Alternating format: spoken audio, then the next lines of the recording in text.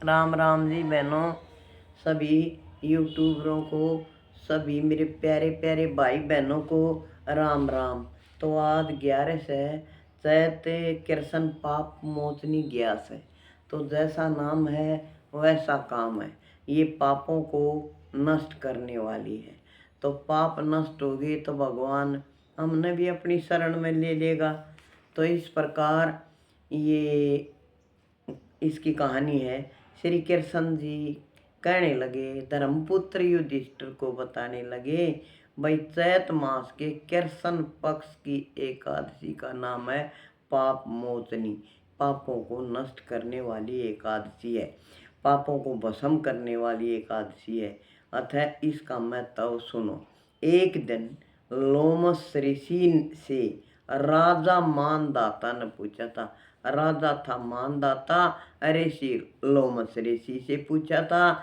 ऋषि से राजा ने पूछा था, भाई मेरे पापों को कैसे नष्ट किया जा सकता है, कैसे पाप नष्ट होते हैं। लोमस ऋषि बोले, एक चित्रथ नामक सुंदर वन है। वन का नाम है चित्रथ और बहुत ही सुंदर वन है। वहाँ देवराज जी रहते हैं। देवराज इंद्र रहता है, उनका वो क्रीड़ा स्थल है। वहाँ पर घूमते हैं, भगवान का नाम लेते हैं, अपनी लीलाएं करते हैं देवराज इंद्र। तो उस वन में एक मेधावी मुनि तपस्या करते हैं। तो मुनि तो वनों में तपस्या करते थे। तो एक मेधावी मुनि तपस्या करते थे, भगवान शंकर के भी भगत थे। लेकिन एक और बात थी बीच में, शंकर के सेवकों से कामदेव जन्मतः शत्रुता करता था। कामदेव जन्म से ही शत्रुता रहती रहती है।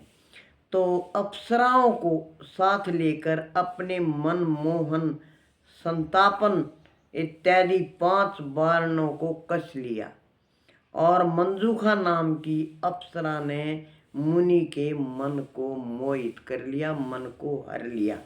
भगवान शंकर का वो ध्यान भूल गया। वो तो भगवान शंकर के ध्यान को ऋषि जो थे वो भूल गए। तो मुनि के कन मंदिर का पति मंजूखा को बना दिया। मंजूखा को उसका दायित्व सौंप दिया, पति बना दिया। और वहाँ पर वह क्या करते थे, रास करते थे। और रास विलास करते करते इस प्रकार बहुत समय बीत गया। लगभग 18 वर्ष व्यतीत हो गए।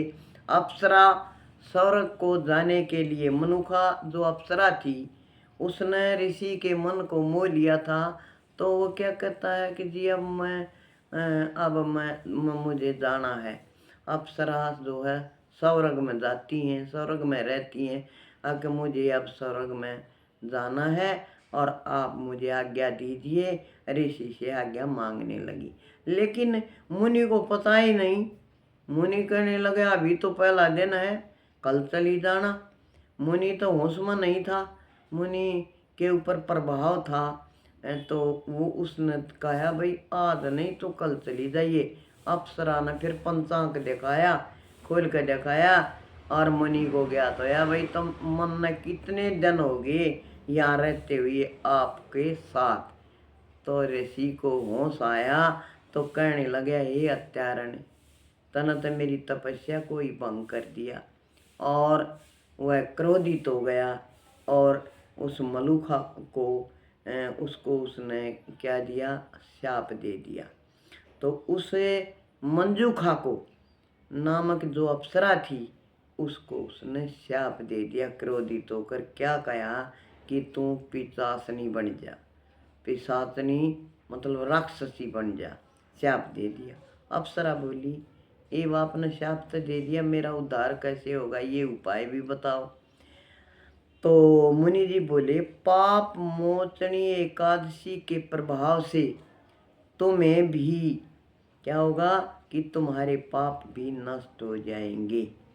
मुनि बोले कि पाप मोचनी एकादशी के प्रभाव से तुम्हें फिर दिव्य शरीर मिलेगा और स्वर्ग को जाओगी।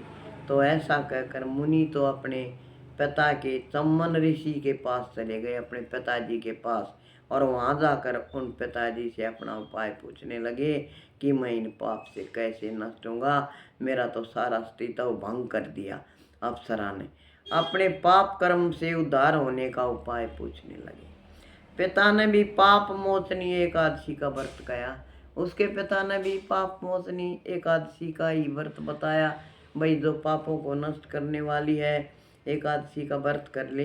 इस प्रकार मुनि ने भी और मंजूखा दोनों ही इस व्रत के प्रभाव से पापों से छूट गए। तो जो भाई बहन इस पाप मोचनी एकादशी का व्रत करता है वह अवश्य ही पापों से छूटेगा। भगवान श्री कृष्ण जी उन्हें जरूर आशीर्वाद देंगे। तो आप भी पाप मोचनी एकादशी का व्रत करें। जैसा नाम वैसा काम है। जैसा नाम है कि पापों को नष्ट करने वाली है, तो पाप अवश्य ही नष्ट होंगे और पाप हो ही जाते हैं। 11 माता की सदा जय हो।